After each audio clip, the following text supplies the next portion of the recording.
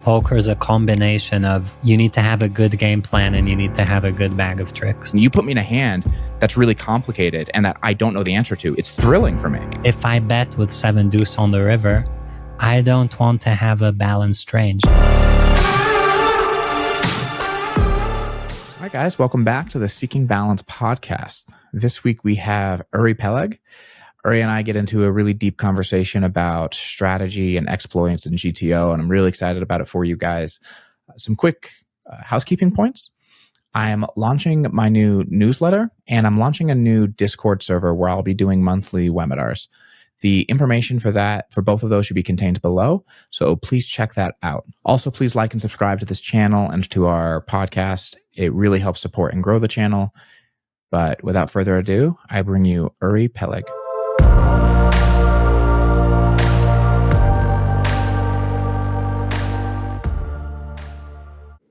Uri, thank you so much for being here, man.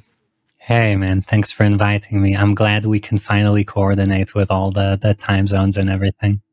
Yeah. It was a Herculean effort by both of us, but we made it happen. I found out in talking to you also that like no one says your name the right way. I didn't even just now say it the right way because we Americans can't pronounce it.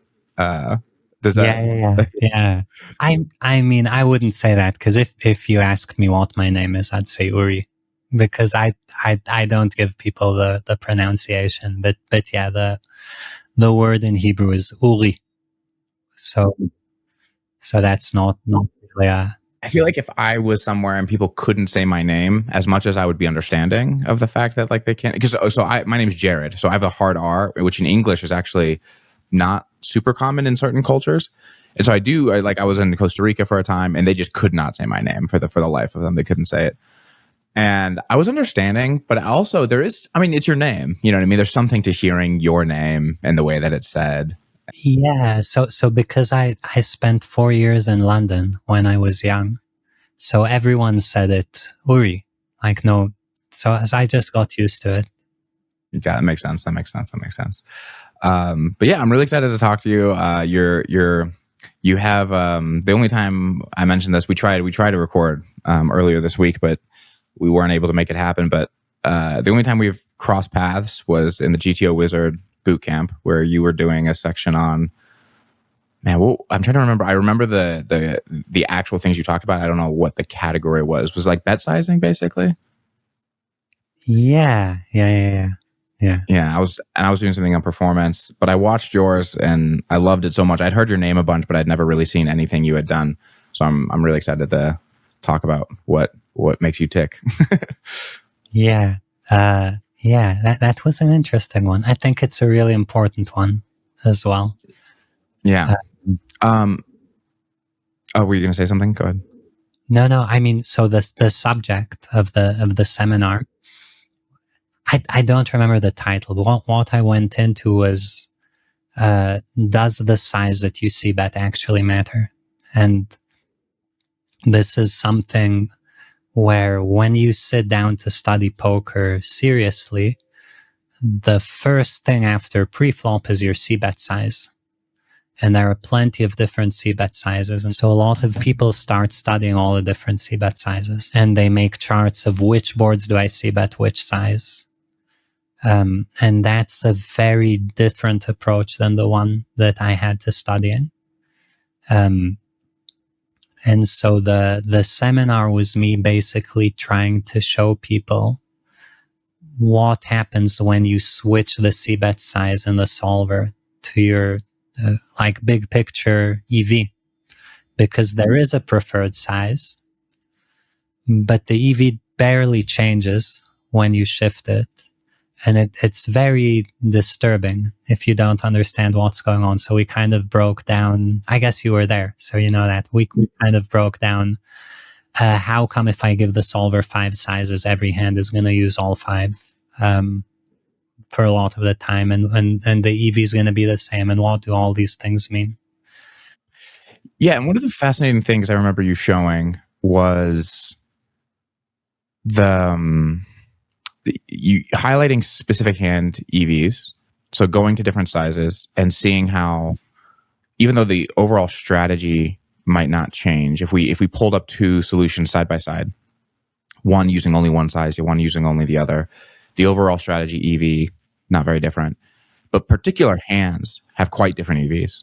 Can have quite different EVs using one size or using another.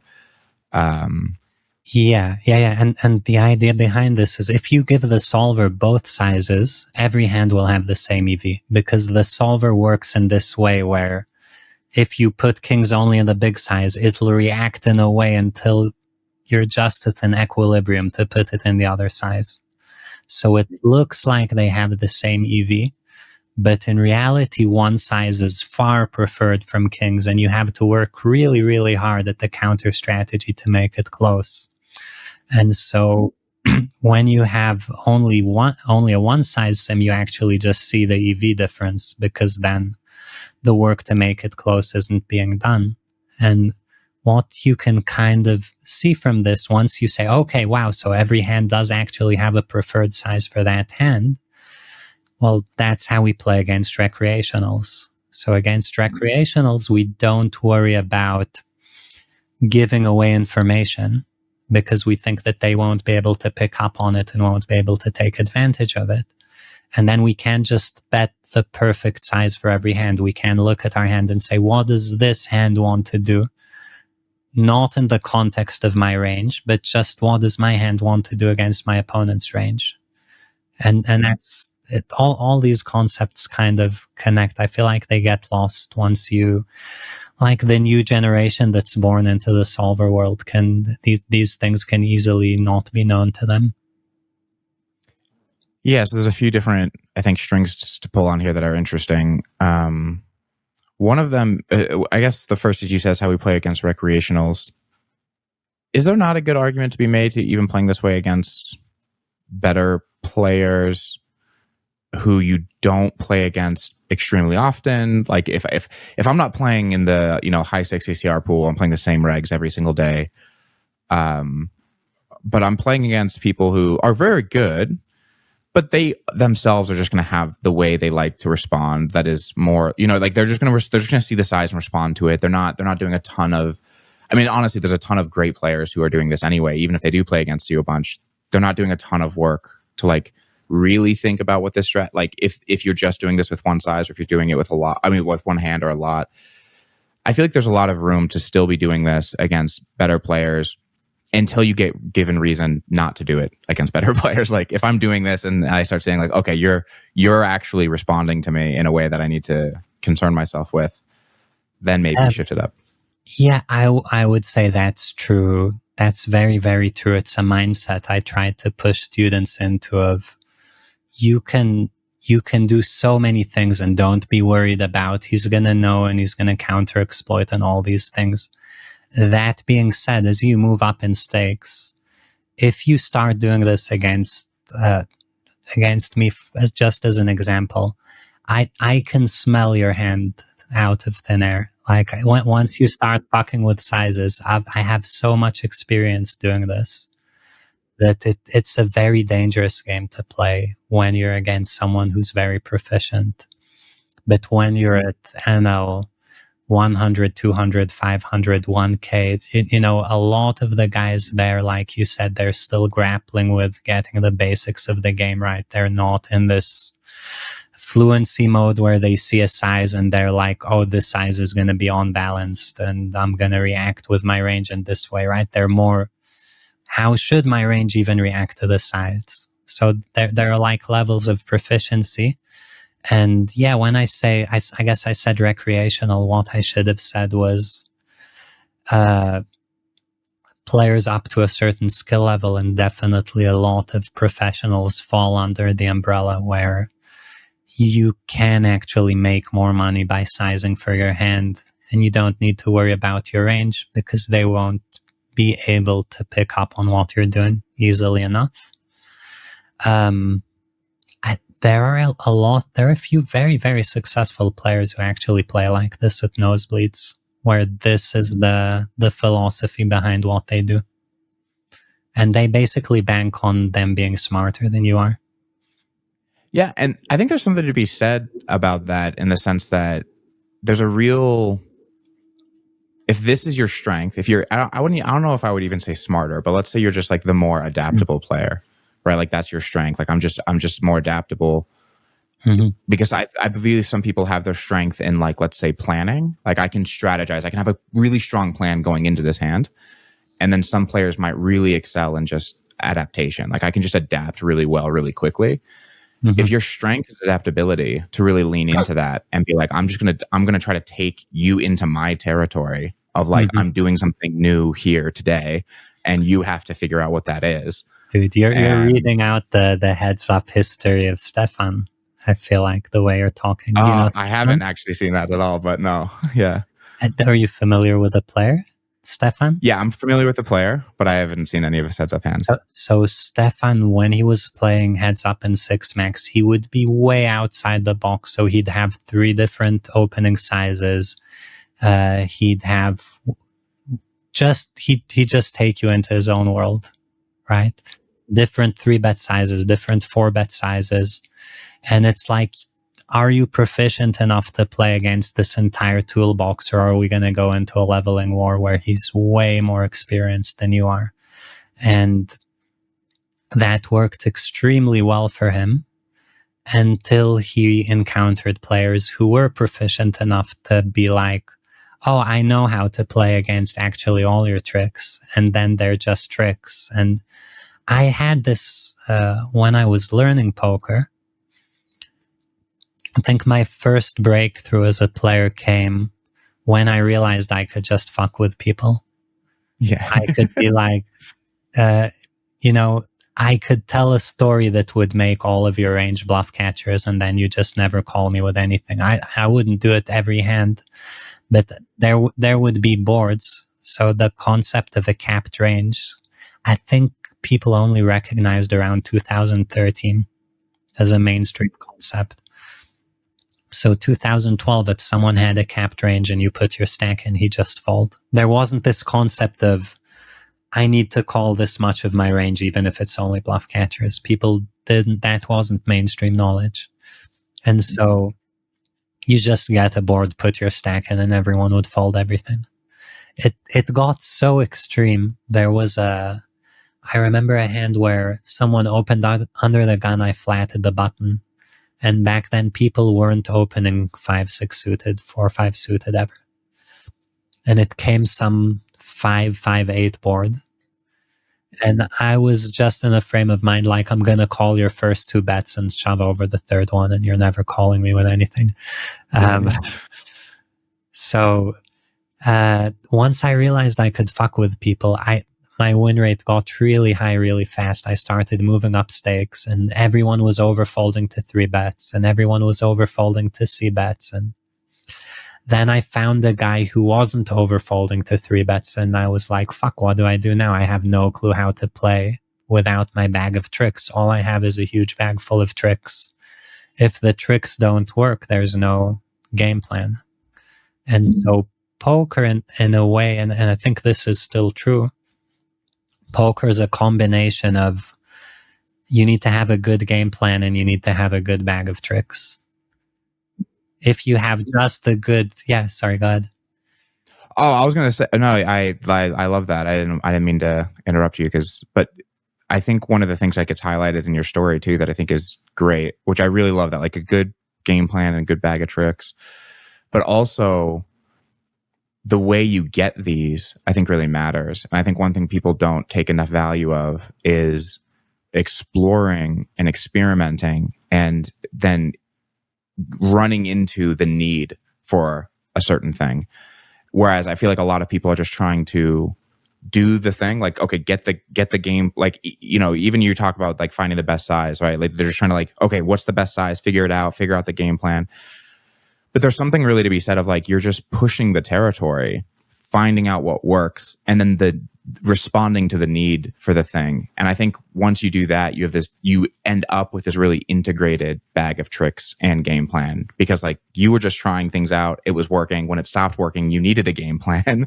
And similarly, if you're just like, you can use a game plan and then see where you're just like not making as much money as possible. And then like, oh, I can just get out there. And I think the willingness to just kind of like do things is just really important for figuring out all of that? It's really important. And so I think one of the issues with poker today is that the game plan is very accessible. Like solvers hand you the game plan on a silver platter. So if you say, I want to learn poker, people can be like, look, study this game plan for 10,000 hours. It's a complicated game plan. It's not an easy one, but you can put a lot of time into the game plan and never even get to the bag of tricks. And I think a lot of players who struggle are struggling because they're working really hard at the game plan, and the game plan is one dimension of what you need to do. But you have to have your bag of tricks to make money in poker. And we feel this when we play against weaker players. Everyone has their tricks against weaker players. But it's true against everyone. And it's true, I think, up to the very highest levels, that almost all the players have a combination of these two things. What was I saying before? Yeah, so the way my game plan developed is, like I said, I had a bag of tricks. I was forced to develop a beginning of a game plan, and then I was like, okay, that's good enough. Let's go back to, finding weak spots in people's games and putting pressure on those. And then whenever I studied anything in a solver, I always studied it from this perspective of, this is part of the game plan that I didn't have. I'd be like, I don't want to sit down and study this. Like I don't like to memorize strategies and add complexity. So I'd always ask, why does this need to be here? Right? And you can ask these programs why questions if you know how to work with them. So I'd ask why, and the program would tell me, well, if this wasn't here, your opponent could fuck you up in this way. And then I'd be like, that's cool. Another trick for my bag of tricks, but my opponents actually don't do that. So I don't need to flesh out this part of my game plan. Yeah. And I think one of the really cool things being highlighted here that I've always, when I was coaching poker, which I don't coach anymore, but one of the things I would tell people is like, your opponents have a fixed strategy. Like there's this misleading idea because of working with solvers that like, oh, people can adjust. And it's like they can, but they can't in this hand. Like, well, you're just going to do something, and then they're just going to do something back, right? Like they just have the way they're going to respond to this. And yeah, maybe they can adjust over time. Maybe they're going to adjust in a way that punishes the thing you're going to think about doing. But it's really useful for you to just think, if I do this, what will my opponent do? And does it take advantage of that? And even if you're wrong, having that prediction system where you're like, they're going to do this, and then they do the thing that fucks up your strategy, gives you so much information that it's so useful. But I feel like people are, yeah, like you said, they're just so focused on like the game plan of like, was this the right thing? Did they do the right thing? Oh, they did the wrong thing, so I'm right. So, and then I just move on. But there was another thing that you had said, which was the like you see when you run these experiments, which is another way, which I think, like you said, people aren't using solvers enough, but to run experiments, like form hypotheses around like, why does this get done? And then to get all this information about why things are happening. And then, to realize, like you said, okay, well, people aren't doing this, but I can do this if I ever run into this or something like that. Mm-hmm. Exactly. Yeah. And there's also, I think what you're saying about adaptability. Solvers, if I bluff too much, the solver will instantly, never fold anything. Whereas in reality, if I bluff too much, how are you ever going to know? And that's a really important question to ask in reality, of how can you, there was actually a guy, a very well-known high-stakes guy, who once asked me, he said, I want to overfold all of these spots. I'm playing against a small pool of opponents. I don't think they bluff enough, but if I keep folding, they'll notice. Can you give me a trick so I can fold without letting it be too obvious, right? So these are real world questions, right? The solver just knows. The solver knows if you fold too much. This guy wants to fold too much, but he's afraid at some point people will know because he's playing very proficient players. So he's like, how can I do this without letting them know? And that's an interesting question if you think about it. Solvers won't really give you the answer to that one. That's a really interesting question with folding in particular, because when you said that, I'm thinking, because calling and bluffing or anything that gets to showdown, I feel like there's more obvious answers. But with folding, I don't. Is there a like? It doesn't feel like there is a way. Like either if you're playing people over and over and they have, let's say they're tracking stats, or are they not tracking stats in this example? It's a tough one to track stats, but let's say they are tracking stats. If they are tracking stats, when you say this spot, is it a particular line, or is it a particular? Is it like a betting line, or is it a particular run out that he wants to overfold? Let's say he wants to overfold when people triple barrel. Just triple barrel. Yeah, I feel like this is just not on every board, but there are boards where he wants to overfold, and there are boards where he wants to call correct. He never wants to call too much. So he never wants to call too much.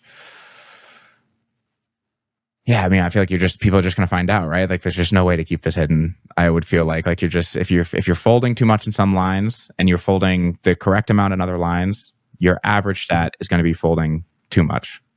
So let me ask you a question. Okay, let's say you have this HUD stat against me, and it says I fold too much, and then you triple it in against me, and I call with some mixed catcher for a 200 big blind pot. But I don't just call; I snap call. Like under 1 second, my stack's in. What are you going to trust, the stats or the snap call with a mixed catcher? Me personally, like if it's a mixed catcher and you snap call, I will probably snap call for a stack, basically. Yeah, snap call for a snack. I mean, I would probably take. I'm very this hand, this moment in the way that I approach the game. So I would say there was something unique about this hand in this moment that produced this. It depends on how many hands I have. If I have massive hands and I see a snap call with a mixed catcher. Now, here's the thing. If I saw a snap call with a truly terrible bluff catcher, that would tell me something different. That would tell me something different. So I think one hypothesis I brought out for this guy, I was saying, look, I know you hate calling these spots. So rather than calling them 0% with your mixed catchers, do this. Call them 25%, but whenever you call, snap call. I like that a lot. I do think it's like a psychological game. Me personally, I don't think I would give it that. I mean, I guess if you keep seeing it, if you're playing these people enough, and I keep seeing like occasionally like snap calls with mixed bluff catchers or something. But until I get to the point where I see it with, I think, like I said, a truly terrible bluff catcher, like you snap call with a hand that should be a pure fold. Until I see that, I probably wouldn't think you're overcalling or something like that. I would need to see like this hand's probably a pure fold and you snap called. Well, so you could take it that far. I will say a lot of mixed catchers would look like folds to most humans. But then, so other things you can do is you can play around your frequencies and other streets. So you could be like, in order to not overfold the river, I'm going to take some of my hands that are going to call turn fold river. I'm going to just raise them on the flop rather, just play around with things. Yeah, like, that's interesting. There are lots of moving pieces. And I think, it's interesting how solver would say, no, if you do that, then I do this. But no one knows what you're doing in poker. No one really knows what you're up to. So it's, there's a wide range of options of what you can do. But yeah, I'm talking like very high level. I'd say for probably most people watching, the big takeaway should be people are so improficient at adapting, and you'll never know that until you're brave enough to stick the finger in their eye and see that they're not doing anything about it. Like, you have to start trying, and your worldview will change of poker once you start doing that. And even still, I think to recognize, even against, again, some fairly great players, one, people don't adapt maybe as quickly as you might expect, and they might not adapt in the way you expect. That's the other interesting thing, is like sometimes you do things, people are just hard to predict. And I think once you realize that you actually don't have this feeling that you get that people are going to do X if I do Y, even if they're going to do something to try to counter you, to realize like, oh, I actually don't have as much knowledge about what that thing is as I think. There's a kind of relief in realizing like now you kind of just get to play and find out what happens and just kind of like see. And this is especially true, like you said, at lower levels. But I just work with people who are often moving up, and I'm just like, you just like wait for the thing you're horrified of happening to happen before you start planning around it. Like just wait to see it, like and strategize how you'll know it's happening, right? That's like you're saying, like this person's doing this. Well, how will you know? What are the big signs? What are the showdowns you see that communicate really profound information to you? And then look for that information, and until you see it, just like, I don't know, play your game, do what feels best to you, you know? Yeah, sounds like we're starting to develop exploitative game theory, kind of like if you have an exploit, you need to know how to not give it away, what information by your opponent will tell you that the shelf life of this is expired, what information tells you it's still good, right? Like you need to be aware of these things as you're running something. Yeah, I would stream 2K when I used to play 2K Iggy, and I used to stream it. So I was like the only non-anonymous player in the pool because people would turn on my stream and quickly deduce which one is me. And I was pretty open about my strategies, what I was playing. And I was like, I wasn't super secretive. And people would adjust, but so like there were lines where people were obviously massively overfolding. And people would try to adjust, but they would take lines where they were overfolding by like 15% and to become lines where they're overfolding by 8% or something. And like the line was still good, you know, like the running the exploit was still good. And it was honestly, it was doing this where I was like streaming, playing pretty exploitatively, still winning a lot, where that was like, I'm giving people way too much credit. Like I'm just giving people way too much credit. I mean, I'm sure there were people who are doing better than others at like exploiting and adjusting who I wasn't aware of, but the pool as a whole, like it just wasn't as much of a concern as I thought it would have been. And I thought that was like an interesting experience. Yeah, I think I've known several players on 2K Ignition who have double-digit win rates over huge samples of hands, which is crazy when you think about it, with whole cards revealed and everything, and they don't know who they're playing against, but they just kind of manage to run circles around everyone else. Yeah. I never hit double digits, but I have always told people like you can win more in these games. It was funny because I started coaching people in the games that I was playing, and that revealed a whole ton of information. But I'm getting sidetracked because one thing I want to talk about is the kind of, we've talked about kind of like game plans, and we've talked about kind of like hand EVs, but there's a kind of blend of this, right? Where you can kind of, let's say we want to simplify, we're in a pool where we want to simplify to like single bet size strategies for most, like let's say flop C bets or something like that as a base game plan. There's also a way to have an exploitative game plan that is like, this size is the most uncomfortable to respond against in this node for the C bet.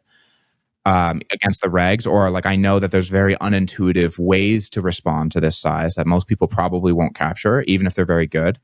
So like, let's just build our strategy around this size. And this is something that I think people are either thinking like, okay, every hand, or they're thinking, okay, what is like the GTO preferred size if I have to give a choice and like use that. I see less of this, and I'm curious if you could just speak to this idea, or if this is something you think about much, which I'm assuming it is. Well, so my issue is I don't like studying, and I think this is true of a decent amount of poker players. And I remember having a conversation once with a friend, and I don't know how it came up. I asked him, do you think all your opponents are studying and doing hand history reviews, going through hands in the solver? They have notes on every player. They do a player analysis on the biggest dregs in their pool. And he was like, yeah, of course. I was like, no, dude, these guys are poker players. These are the guys who quit university. These aren't the guys who finished the BA and the MA and went to work at Quants at a financial firm, right? These are the guys who didn't want to do that because they liked gambling and card games and easy money. So a lot of poker players, and I love poker players, they're extremely smart people, but the skill of sitting your ass down and doing a ton of work, along with being very intelligent, that combination of skills usually doesn't lead you towards the path of poker player. It could be without the intelligence, and it could be without the ability to sit your ass down and grind. But yeah, kind of practically speaking, what you're saying, I think that's a great way to approach poker. But very few people in practice have ever put in the work and done it, I feel like. Well, I feel like even if you have this as an idea, so there's ways to do this more or less with more or less work, right? So like there's a way where I could be really, really diligent about it, right? But even as a philosophy of, say, like how I plan to approach a spot. So for example, let's say we've done a lot of game plan work and we've done a lot of looking, or not, maybe we haven't done a lot of game plan work, or maybe we've looked we have some idea of like what best bet size each hand might prefer, and we have some idea of some basic game plans. Then you can throw me into a node. Let's say you put me in like a 3-bet pot from out of position, and I'm either looking at like a C bet or like my double barrel or something. And as a philosophy of figuring out, well, what do I do now? Let's say I'm playing against someone who I think is somewhat competent. I don't want to just like run purely exploitatively. But I think there's something to just having the notion of like, well, let me just think about what is the least natural bet size to respond to, or at least that has some unnatural ways that I think I'm aware of, right? So like, if I bet this size, he has to defend these hands, and that seems uncomfortable. I think it's fairly approachable to just be like, okay, well, I'm just going to assume that's my size in this spot, and I'm just going to look at my hand and be like, does this hand have a reason to bet that size? And if no, I'm just going to check it, and if yes, I'm gonna bet it, and then go from there. What do you think of this? So let me see if I understand. You're saying, let's say that you examined C-bets and 3-bet pots, and you found out that if you C-bet for 75% size, the defense is extremely unintuitive on a ton of textures, and the thresholds aren't natural. And then you're like, okay, this is going to be my size, because people are going to make mistakes. So the first thing I'd ask you is, what kind of mistakes are they going to make? Are they going to fold plus EV calls, or are they going to fold zero EV calls? That's interesting. Yeah. Well, let's presume they're folding some small amount. I mean, if they're folding some small amount of plus EV calls, that's probably just a good decision, right? But I mean, if they're folding small amount of plus EV calls, of course, you kind of made money in that sense. Well, you're making money even if they're folding zero EV calls, yeah? No? No. Those are zero EV.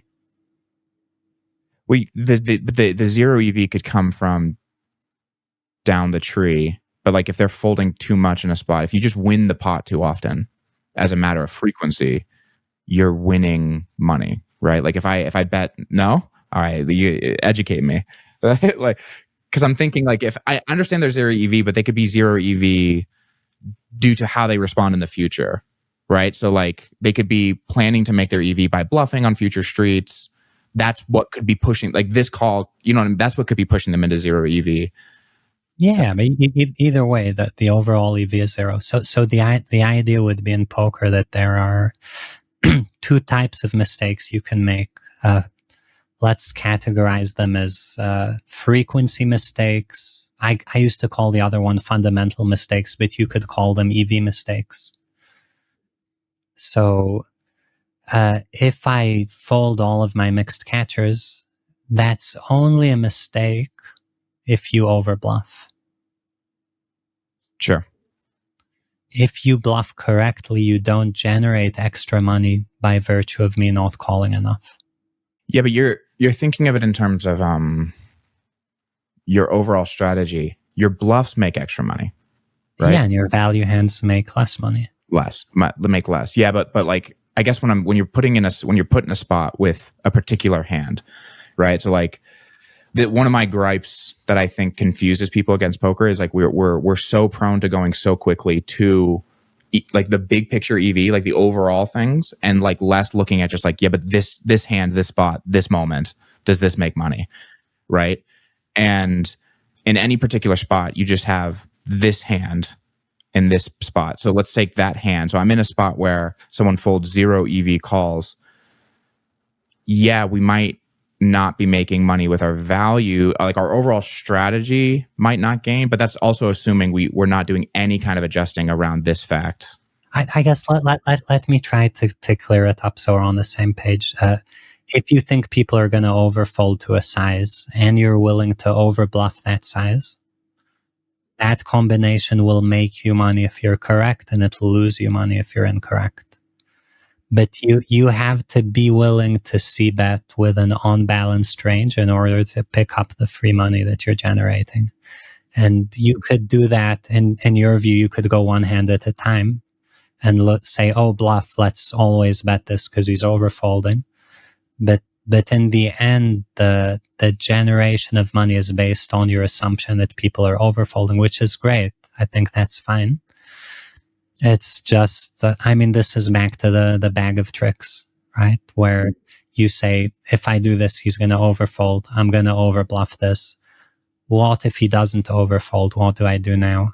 And that's it's a nice trick to bet for 75% pot. I think I've actually seen hands where this is one of the issues with people who size this way. Someone bets for 75% pot in a spot it makes no sense, and I go, okay, that's a trick. Now I need to figure out what kind of trick.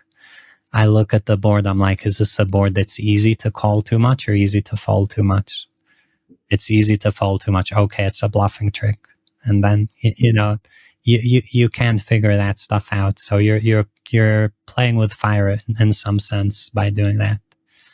Yeah, I take your point. I think it's more just, again, so I would put myself in the camp of someone who I feel strongly adaptable. Like that's something that I feel like I'm good at. And so I think it's more just as an idea of like being flexible in spots and being willing to adjust in the ways that you're talking, where knowing that, okay, if I bet this size and they're doing this, well, I probably shouldn't value bet as thinly either. Like let's say people are, overfolding too much.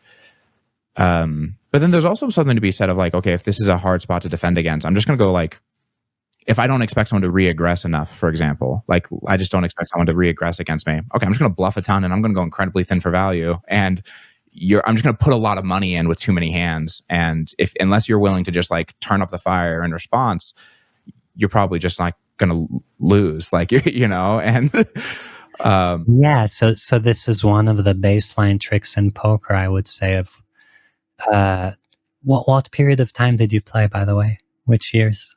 Let's see. What year is it today? 2022? I was playing 20 Iggy, like around 2022, so like 2021 to 2023 ish. Yeah, so fairly recent, but yeah, basically, if people under check raise, that's kind of like saying you get to punch someone who's not going to hit you back. So yeah, the trick is then to just punch him a lot. And that works. And the nice thing about this is it's not that you're bluffing too much or value betting too much.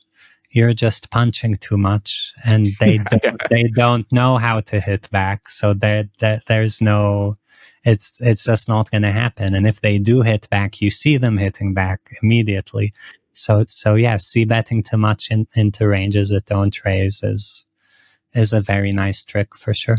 Yeah, and I think if you were to like watch me play, I'm giving the impression that I'm a more exploitative or out of line player than I probably am.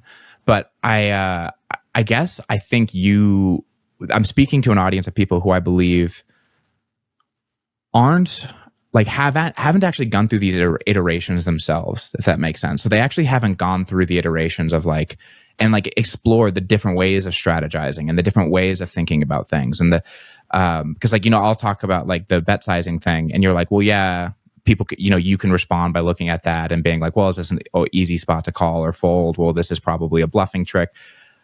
Granted, I totally acknowledge that that's a thing people can do, like, and it's fairly easy to do once you're experienced at it. No, very few people do that. I agree with you. I think that the approach that you're saying of experimenting and being able to think, so like a really easy spot. I talk about this in one of my Upswing courses, one of the older ones. Is, let's say someone c-bets flop, checks back the turn, or even someone just checks back the flop.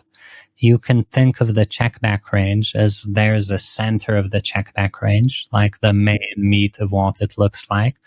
And then there are all sorts of mixed frequency hands. So a good example would be, let's say the board is ace, king, 3. Or let's say it's, I don't know, ace, 9, deuce, and someone checks back. I'd say, he has kings, queens, jacks, 10s, 9x, 8, 7s, so something below an ace. And so you could say, well, okay, if that's the center of the check back range, let's put in an amount of money where that type of hand is going to feel very bad calling. And let's test, is this guy capable of actually checking back strong? And I think a lot of people aren't. A lot of people will simplify, they'll round down the edges of the strategies and have just the intuitive parts in there. Yeah. And what's interesting too is like some people I've played against people who will fail to adjust because they don't understand what the correct adjustment is. So like they'll think having aces in their range in that spot is the adjustment. Like, I just have aces and get paid a lot when this guy puts in too much money. No. Yeah, it's like, that doesn't work, man. Like, yes, maybe aces will make a lot of money in this line. Maybe if let's say I'm just bluffing a ton, but like you can snap call me with aces and like fist pump all you want. And like, that doesn't help you, that doesn't. And I'm surprised at the level of players who still think in this way. Like, the more I've coached, the more I've worked with people, and you do I think you do a fair bit of coaching. Do you do it just within your stable, or do you do coaching outside of that? I do both, and currently, actually, I'm working. I don't know when the podcast is coming up, but we're about to release Upswing Lab 2.0, which is a really huge coaching project. Which is, it's kind of built in a way where it's supposed to be appropriate for a poker player at every single level. So you can, like the level we're discussing in this podcast, I feel is a very high level, right? We're being very abstract with frequencies and ranges, and like you're saying, people won't even know the counter adjustment to the thing that I'm doing, which, I mean, that happens, and that's really fun. I love it when it happens. Yeah. It's really, really fun to play like that, or for them to make a super face-up counter adjustment. But this is basically, it starts with a quiz, and we have a learning map. So the quiz places you inside the learning map, and the learning map is one where I can teach you about initiative and the difference between 5-6 suited and 5-7 suited. I can teach you how to size the pot for your hand, how to play against limpers, how to play the 7 deuce game. It's kind of like a computer game app. So we navigate you in the direction of the knowledge that we think you need. And it's all like very short, very practical. 7 deuce game is fascinating, by the way, in terms of theory. I don't know if you've ever done any work on that. I've never done any work on it. Just my own kind of like musings about it, if you will, because I've played a fair bit of games with a 7 deuce game. But what are some things that make it interesting? Well, so poker, generally speaking, is a zero-sum game, minus the rake, let's say negative sum game. But 7 deuce isn't a zero-sum game. So just to be clear for people listening, In poker, for every dollar, when me and you are in a pot, for every dollar I win, you lose $1. But if me and you are in a pot and I have 7 deuce, if I win, you pay me $100, but I win $1,000. So it's not zero sum anymore. And games that are not zero sum actually have different types of solutions. So if you think of Prisoner's Dilemma is a kind of game. I think that the idea is we both get caught by the police, and they ask us to snitch on each other. And then the idea is if neither of us snitches, we both get 3 years in jail. If one guy snitches and the other doesn't, then the one who snitches gets 2, and the one who doesn't gets 10. And if they both both guys snitch, they both get 10. They both Right? get 6, let's say. Yeah, well, they Okay, both okay. get 10, I don't know. And then from a zero-sum perspective, you want to always snitch because, right, that's always the best outcome for you. But if everyone plays like that and everyone Everyone goes loses. for, yeah, and so the 7 deuce game is the same in this crazy way where if I bet with 7 deuce on the river, I don't want to have a balanced range. I actually actively want to be under bluffing because I want the range fold because I want the rest of the table to pay me off. I'm not looking to make your catcher 0 EV. In a way, theoretically, I would like to collude with you. I'd like to tell you, look, dude, I'm going to under bluff, just fold everything. I'd actually do it and we'd both win more money. Fascinating. That's super interesting. I mean, this again, it's a Prisoner's Dilemma is a good. I didn't know where you were going with Prisoner's Dilemma at first, but that's actually a good analogy because it does require the other person cooperate correctly. Yeah. Yeah, you know, because I love this. I love the 7 deuce game, and every time I play it with people, I feel like, yeah, people don't. They get out of line with it. But yeah, a good point is like you should actually actively. I've never thought about that with the hands that are not 7 deuce. You should actively under bluff. Yeah, you should. Yeah. Yeah, you should actively under bluff. You should not bluff very much because you want when you have 7 deuce, it's worth so much money to get a bluff through that not bluffing will work out for you. That's interesting. Yeah, I'm curious what's the optimal way to build your pre-flop range? Because in a way, you want to fold plus EV hands to increase the fold equity of your 7 deuce pre-flop, right? So it's not the same where you push in everything that makes money. You have this very asymmetrical hand in there. So you kind of want to play like a nit and add in. No one plays like this, right? It's just a theory. And definitely if people played like 7 deuce isn't supposed to make the game nittier, right? That's not why they put it in there. Yeah. But that's fascinating because there is with most nuggets of theory, even if people don't play that way, there is some really insightful things you can get. And one of the things that I'm thinking, listening to you talk, is that if you do start making it clear though that you are kind of a nit, like if you stop 3-betting people, if you stop, you know what I mean? Like let's say it's just like, I'm just thinking though, it will be obvious your 7 deuce is more likely to get through. Like if you just kind of shut down 3-bets and everyone's realizing like, oh, this guy's not 3-betting anything. Mm-hmm. And then you are only 3-betting aces and 7 deuce. Like you're going to get that through a lot when you get it. Just balance the range, right? Aces, kings, queens, jacks, ace, king, 7 deuce. That's 7 deuce range. You don't want any 5-6 suited getting in there. Yeah, that's fascinating. That's pretty interesting. That's an interesting like 7 deuce strat. That's the real nugget of value in this podcast is well, so that's the thing. So in the Upswing course, we have 3 types of guys we're trying to address. So MTT players, live players, and online players. So we go for how do bomb pots in live games work, or how do you play a range if someone goes 5x pre and theory says you should be a super nit, but you want to get invited to the game tomorrow. Right. So like I said, very, very, very, I'm always very practically oriented in poker. That the theory, meets the real world. And yeah. It's always been fun working. Those are some of my most fun coaching projects where I've worked with people who are playing in like big private games and they want to increase their edge, but they can't max EV every spot.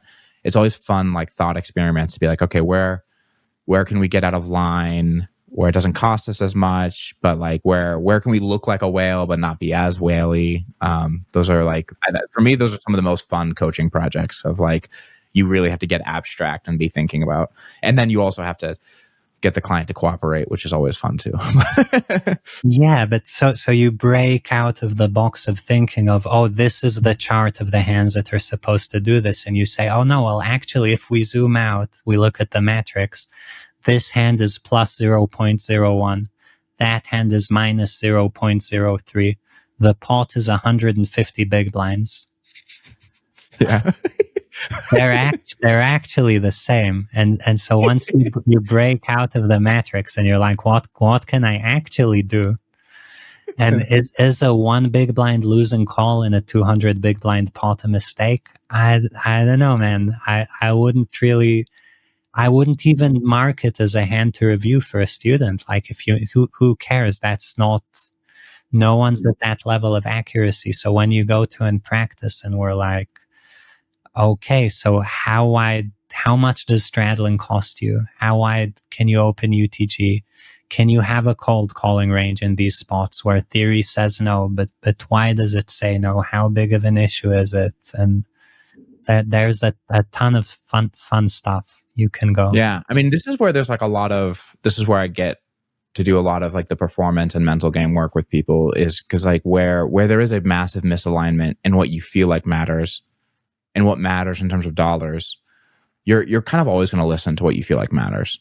So like because I've had these students who obsessively, like you said, I wouldn't even mark that as a hand to review. And yet, I'm sure you've had this as well. I have students who obsessively mark these kinds of hands for hand review and consistently ignore other hands that matter much more and have much less clear answers to them. But that's why they avoid them.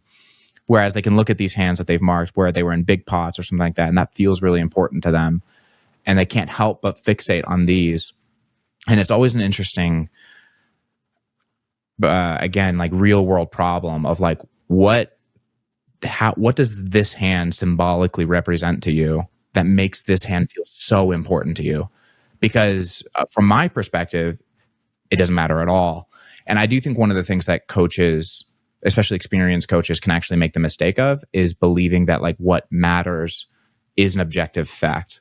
And so they can kind of just try to impress on their students, this doesn't matter, as opposed to going from the student side of like, no, this really matters to them. And until the reason this matters to them is answered, they're going to continually fixate on these things, no matter what you say, even in their heads. But so I guess what I would say to our hypothetical guy is I'd say, look, there's a structure for bluff catching on the river, and the structure says there's a place where the opponent's value threshold is. You really want to know where that is. Any hand above that you want to call.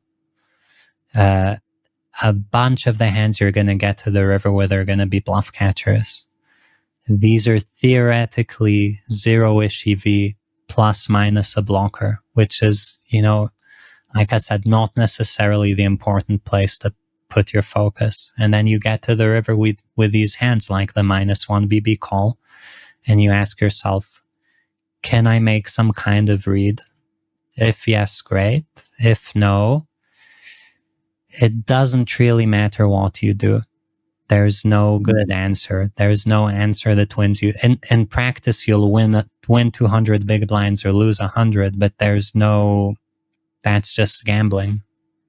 There's no answer that's going to let you win more. And I think once you give the person the framework, and then you ask them, well, does this hand matter anymore? And if they can say, I mean, I just had a 0 EV catcher on the river and I didn't have a clue what to do about it, I'd be like, great. So RNG 30% and move on. Yeah. I mean, for some people, it's still like the winning or the losing means too much for them in this moment, that they might be able to say that outside the hand, but as soon as you put them in the hand at that moment, what they did, again, symbolically matters so much to them as like them as successful or them as good enough as a human.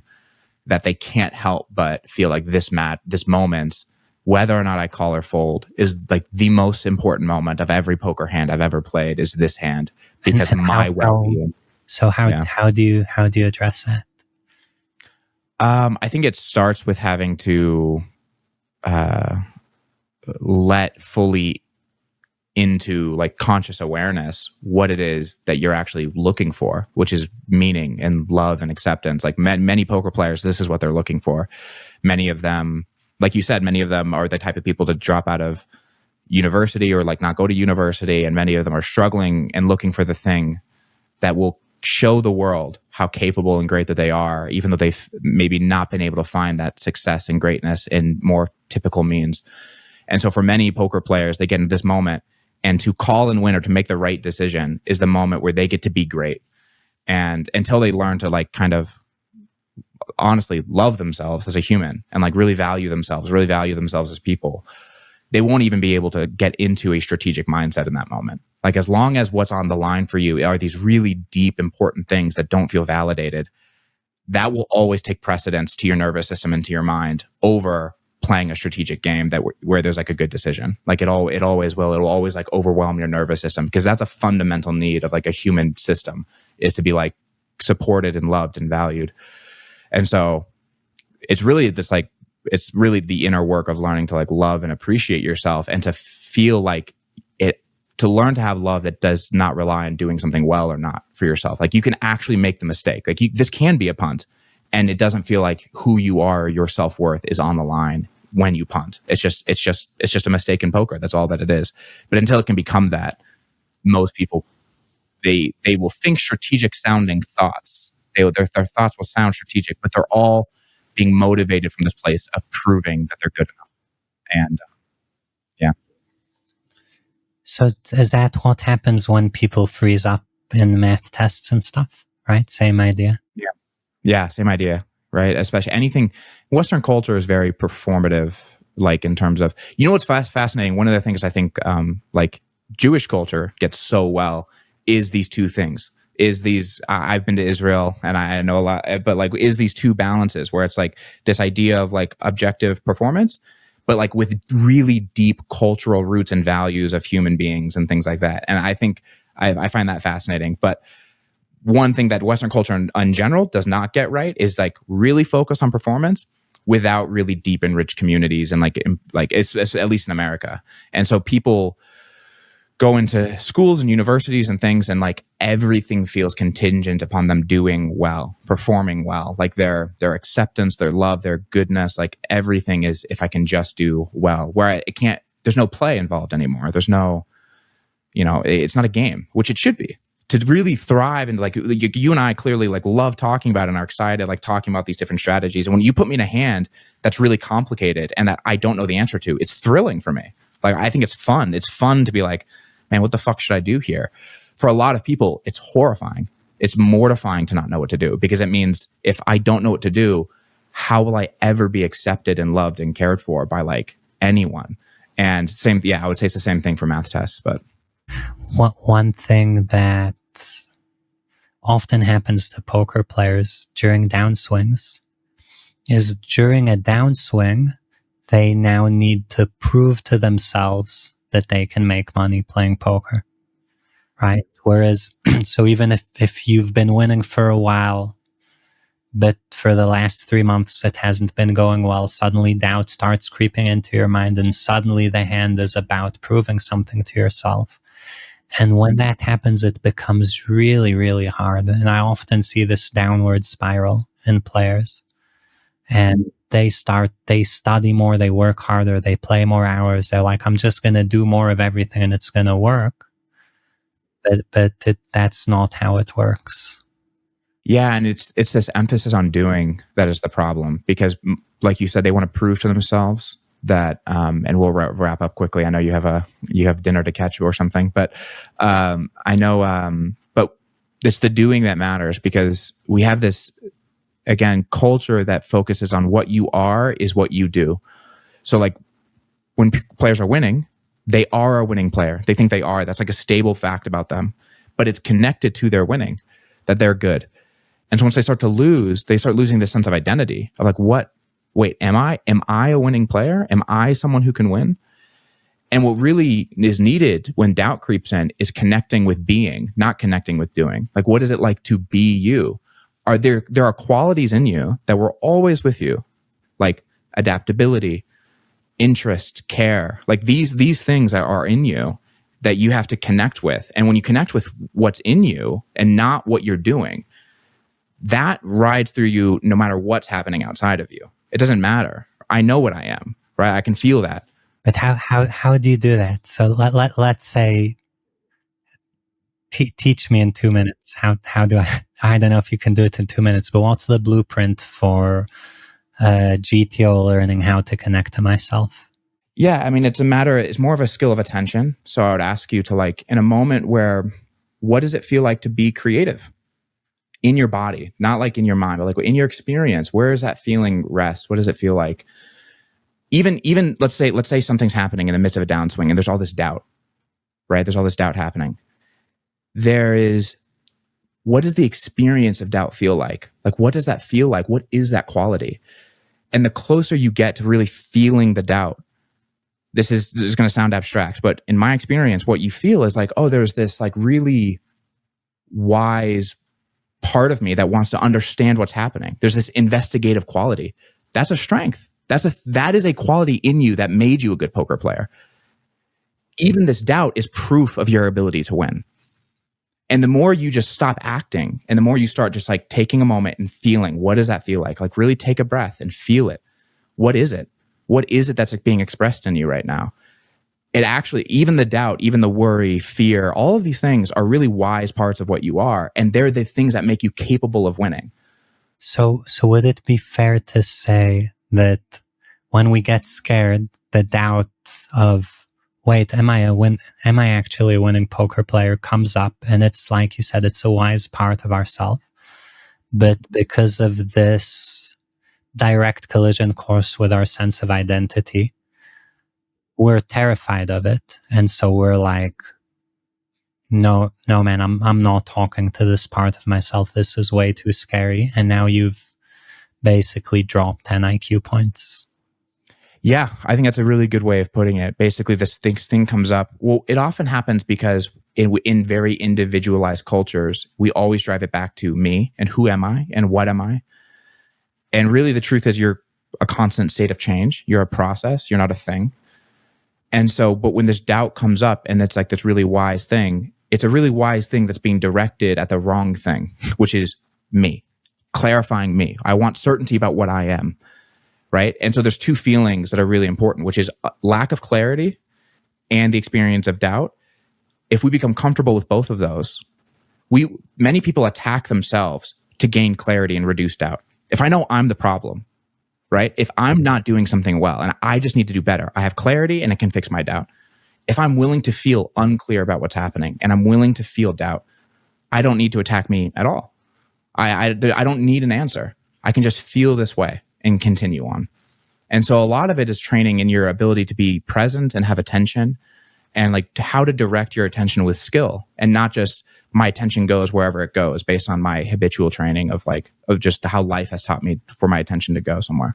So you just practice with people. Imagine the situation. How does it feel in your body? Breathe into it. Yeah, it's a very flow thing, right? I'm trying to sense where somebody's at. I'm trying to ask them questions. Well, how does that feel? What comes up? Imagine, so like I'll ask people questions like, okay, well, imagine you don't know. There is no answer. How does that feel? And usually the kind of things you get is like horrifying. Like I feel scared. And it's like, great. Can we just like sit here and be scared? Like, let's just sit here and be scared. Like, that's okay. Nothing needs to get changed. And the more people just learn to just like face the thing they're trying to fix, they realize I don't actually need to do anything to fix this. And that's where like freedom of decision-making really arises. And again, where things get to be play again. I get to play with this feeling comes up. How do I want to respond with it? I can go back into the game and I don't have to, performing at my best doesn't now look like me feeling like X. It can feel like anything. And I guess you could even say, maybe I'm not a good poker player anymore.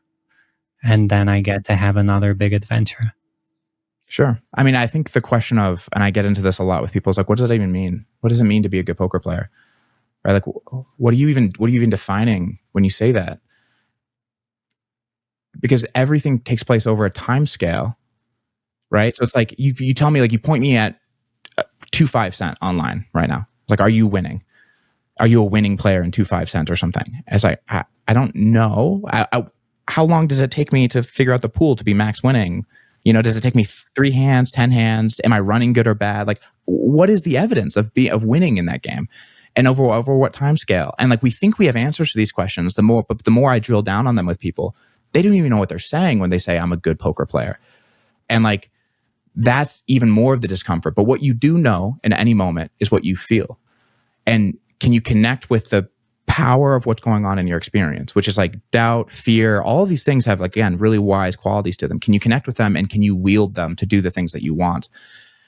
And as long as you can do that, you'll be as good as you can be in anything, you know? But yeah, I think it's I think even the question of like, what is a good poker player is not clear. There's not a clear answer to it. I know the answer. Some of my guys would be like, can you could sharpen it to, can I make a living playing online poker? Right. There are ways to, because what they're really scared of is, what if I'm going to keep on playing and losing and playing and losing and playing and losing, and all my money's gone, and I have to get a job, and I have, no life skills, and I'd say, that doesn't sound fun. So no, that doesn't sound fun. But there's also like, you could be a great poker player and that could happen. All poker could shut down. That's shocking. That's, some of the guys who were greats when we were, I guess even before you, but I won't name names, but I'm shocked by the people who I've heard are broke in poker. Yeah. Apparently poker and gambling go hand in hand. Who would have guessed? But yeah. But I think all of it points to like these deep existential fears that we all develop ways to cope with as kids. Like when you're young, you face all of these facts of reality that are horrifying, which is that nothing's stable, nothing is consistent. There's nothing predictable. I have a son, I have a 4-year-old son. I don't know if you have kids, but I have a 4-year-old son. I remember when he was young and he was just starting to walk and run, and watching him run down a hill and trip and fall and go from the deepest joy that he's like ever had, like so happy, to just like brutal pain. And it's easy from an adult perspective to look at that and be like, oh, you're going to be okay. But as a child, it's horrifying. Like, what just happened? Right? Like, I was just elated with joy, and now I'm in pain. Like, that's so confusing and horrifying. And so as we experience this, we all develop ways of coping with the fact that we don't really have control over anything. We don't really have as much within our grasp as we think we do.